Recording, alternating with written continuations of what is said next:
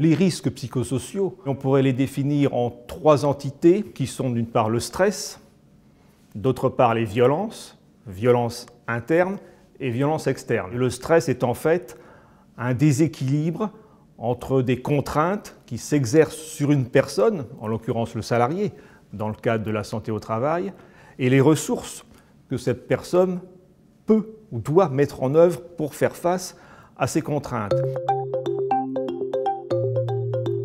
La charge de travail donc, est un point qui est très important à évaluer car c'est souvent celle-ci qui est à l'origine soit de stress ou soit de violence, encore une fois. C'est le plus souvent une surcharge de travail. La deuxième cause principale, ce sont tous les conflits qui peuvent survenir sur le lieu de travail, des conflits entre certains collègues, des conflits hiérarchiques.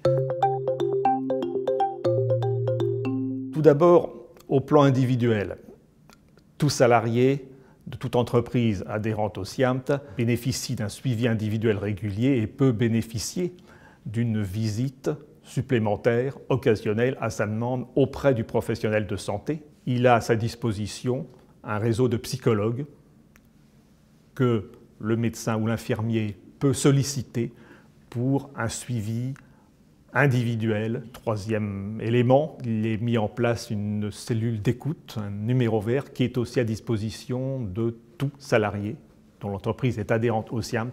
Pour l'action collective, il peut être mis en place également, à la demande des entreprises, des séances d'information, sensibilisation sur les risques psychosociaux au sein des entreprises.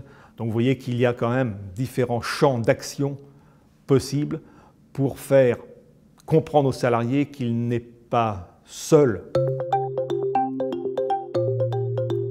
Aux entreprises adhérentes et aux adhérents, donc aux employeurs, c'est qu'ils aient connaissance de ces leviers d'action, mais aussi que le salarié, encore une fois, ne se sente pas isolé, que l'employeur porte à sa connaissance l'ensemble des interventions possibles.